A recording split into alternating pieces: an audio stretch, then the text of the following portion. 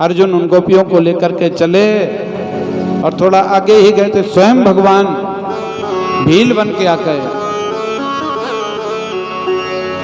मनुष्य बलि नहीं होता है, समय होते बलवान, भीलन लूटी गोपिका, वही अर्जुन वही बाण। स्वयं भील बन करके आए, गोपियों को लूट करके ले गए। एक दिन विशाल वृक्ष के नीचे भगवान शयन कर रहे थे, पैर पर पैर रख के। एक बहेली आया, उसको वो मूसल का टुकड़ा मिल गया था, उसने बढ़िया से धार बनाई, अपनी बाण पर सजाया, शिकार करने निकला। देखा क्या भगवान ऐसे लेटे हुए हैं, उसको लगा जैसे कोई हिरण बैठी हो, तो बाण संधान किया है। ठाकुर जी के चरणों में लगा, आकर के चरणों में गिर गया, प्रभु बहुत बड़ी गलती हो गई, हमको क्षमा कर दीजिए। भगवान ने उसको क्षमा किया। लीला संवरण करते हुए भगवान गौलोक धाम को चले गए। आज यहाँ पर लीला संपन्न हुई। आगे निमिषवर संवाद आता है। वसुदेव की पूर्ण महत्ता को चर्चा करते हुए भगवान दत्तात्रेय हुए हैं।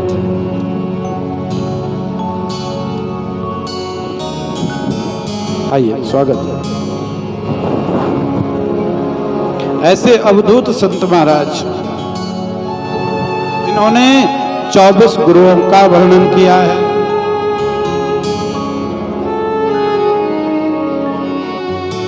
चौबीस गुरुओं में किसको बनाया महाराज? पृथ्वी वायुर आकाशो अग्नि चंद्रमा रवि, कपोतो अजगर सिंधु पतंगो मधुकृत गजा, मधुहा हिरणी मीना पिंगला कुक्रो अरभखा, कुमारी सरकृत्य सर्प ओर्णवी सुपेत कृत। कथा ये बहुत लंबी है, कुछ खास खास चर्चा आपको सुना दूं। महाराज पृथ्वी को गुरु बनाया। यदु कहते हैं महाराज आपने गुरुजी पृथ्वी से सीखा क्या? बोले पृथ्वी से सीखा ये हम लोग कितना उस पर उछल कूद करते हैं, मलमूत्र का परित्याग करते हैं, उसमें कितनी जगह तो हमने छेद कर दिए महाराज, फिर भी कोई उलाना नहीं। हमने पृथ्वी से सहनशीलता सीखी। वायु हवा से हमने सीखा वो किसी में बैर नहीं करती। जितनी हमें लगेगी इतनी ऑर्गन वाले भैया को और परीक्षित को भी लगेगी, आप सभी को उतनी हवा लगेगी।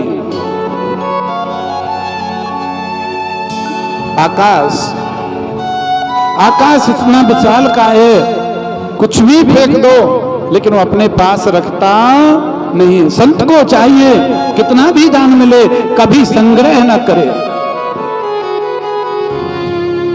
जल, गुरुजी जल से क्या सीखा आपने? बोले महाराज जल से मैंने इतना सीखा, जिस देश में परदेश में परिवेश में रहो, राधा राधा रमण राधा रमण कहो। आप पानी को दूध में मिला दो, आप पानी को रंग में मिला दो, आप पानी को किसी और चीज में मिला दो, वो सभी जगह मिल जाता है, लेकिन अपने आप को कभी शिकायत नहीं करता। संत को चाहिए जिस देश में रहे, प्रदेश में रहे, प्रवेश में रहे, और जैसा भी वेश हो उसी के अनुसार ढल जाए। लेकिन क्या करना है? अपने आप को छोड़ना नहीं है। राधा रमण राधा रमण राधा रमण कहो।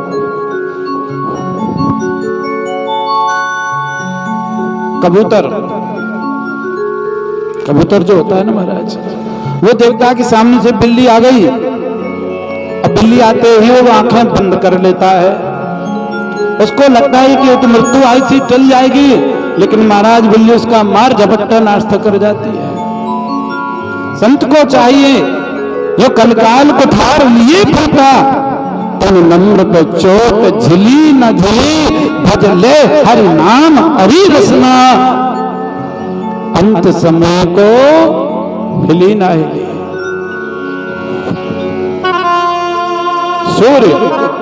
सूर्य से हमने नित्यता सीखी, समय के अनुसार उठना, समय पे सोना, समय पे जागना। सूर्य कभी छुट्टी नहीं करता कि आज बारिश हो रही है तो आज नहीं निकलूंगा, सर्दी ज्यादा तो नहीं निकलूंगा। बताओ करता है सूर्य कभी छुट्टी?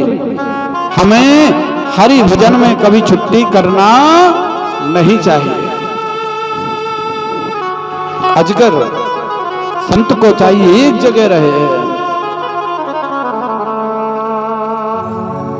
परमात्मा पर भरोसा करे।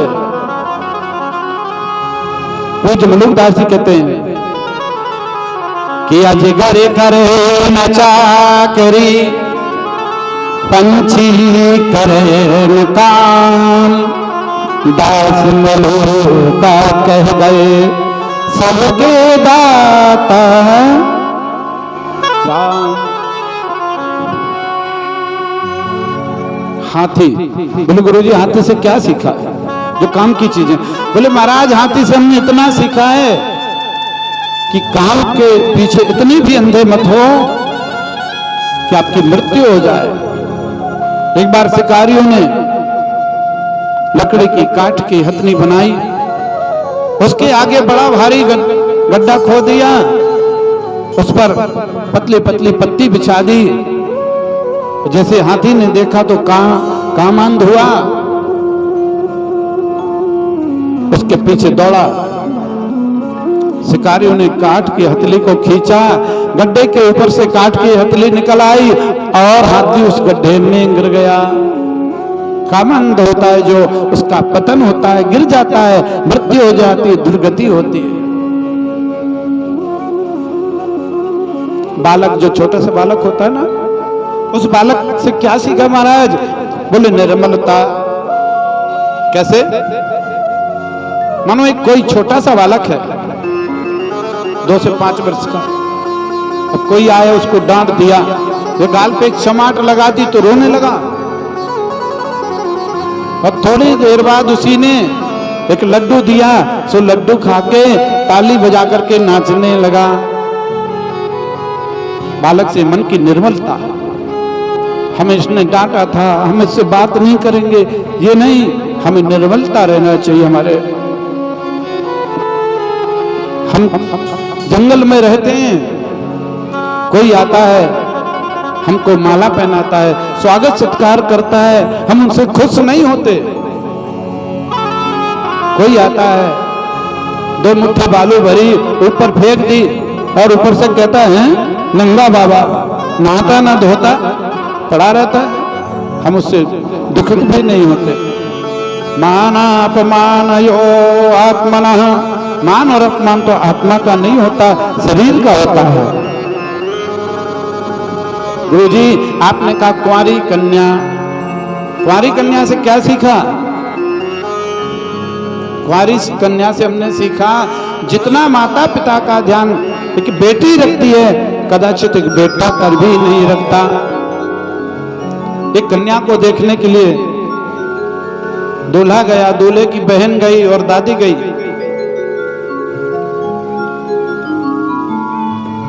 और जो उस कन्या को देखा तो कन्या बड़ी सुंदर थी महाराज, पसंद आ गई। तुरंत ही दादी सास ने अपने हाथ की चूड़ियां उतारी, उस कन्या को पहना दी। उस बच्ची के पिता से कहने लगी, समझे जी ये बिटिया आज से हमारी, आज हम इसके हाथ का भोजन करके जाएंगे। किसान था, बोले बेटी जाओ दाल भात बनाओ। महाराज धान तो पूरे घर में भरी थी लेकिन चावल नहीं थे। किसान की बेटी कहां पीछे हटने वाली, उसने धान उठाई, उखली में डाली और मुसल से कूटने लगी। और जैसे ही कूटना प्रारंभ किया तो चूड़ियां बज रही हैं। जो चूड़ियां बजी तो बिटिया सोचती है यदि चूड़ियां बजेंगी, इनको पता चलेगा कि धान कूटी जा रही है, तो मेरे पिताजी की इज्जत 2 नंबर पे आ जाएगी। बंधुओं, उस कन्या ने चूड़ियां कुछ उतार दी, पुनः धान कूटना चालू करी, तो 2-2, 4-4 जो चूड़ियां बची थी वो भी बज रही हैं। उस कन्या ने मन में विचार करा, यदि पूरी चूड़ियां उतारती हूं तो मेरे सौभाग्य का चिन्ह है, मेरी दादी सासों का आशीर्वाद है। क्या करूं? एक एक चूड़ी जो उतार के रख दी, मात्र एक एक चूड़ी हाथ में बची, बजना बंद। बासे बहूनां भवेत् वार्तामपि। राजन, मैंने सीखा 1 से 2, 2 से 4 होंगे, सांसारिक वार्ता होगी तो भवेत् कलहो अपि। जब सांसारिक वार्ता होगी, बातें होगी तो कलह भी होगा। संत को चाहिए अकेला रहे। महाराज मकड़ी, ये प्रैक्टिकल तो आपने खुद देखा होगा, मकड़ी जाल बुनती है और इतना जाल बुनती है उसी में उलझ के मर जाती है। संत को चाहिए बहुत सारी माया ना जोड़े, भजन करे।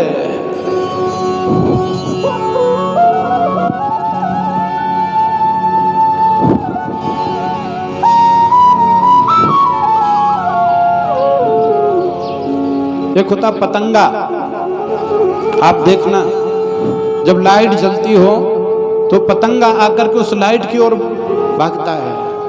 क्यों? वो सोचता है इससे भी ज्यादा प्रकाश है, कुछ खाने की वस्तु है उधर। वो इतना नहीं जानता इस चमक के पीछे मेरी मृत्यु छुपी हुई है। और जैसे वो देख उसमें जाता है, जल करके मर जाता है।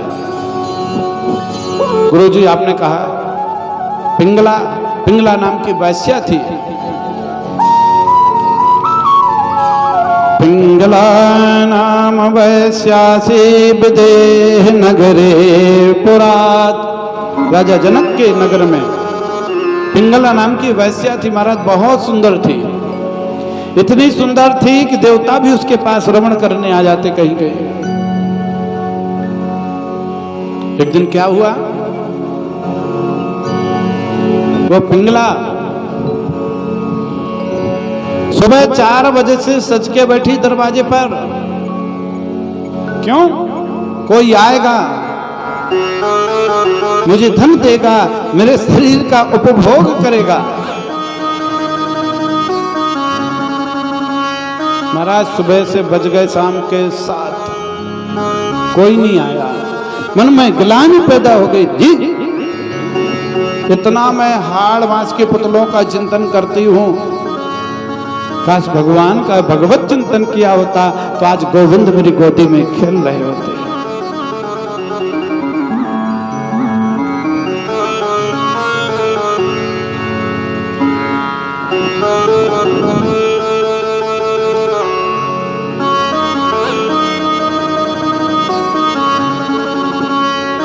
समय थोड़ा सा कम है, आगे के गुरुओं की चर्चा भगवत कृपा रही तो पुनः चर्चा श्रवण की जाएगी। अंत में पूछा, गुरुजी अवधूत क्या है? अवधूत का अर्थ होता है जिसने संपूर्ण संसार का परित्याग कर दिया हो, नगर में प्रवेश ना करता हो, केवल शिव भक्ति में लगा रहता हो, वो अवधूत है। जिसने अपना पिंडदान स्वयं कर दिया हो। राजन परीक्षित और क्या पूछना चाहते? परीक्षित कहते, गुरुजी आप कुछ पूछने को बचा ही शेष नहीं है।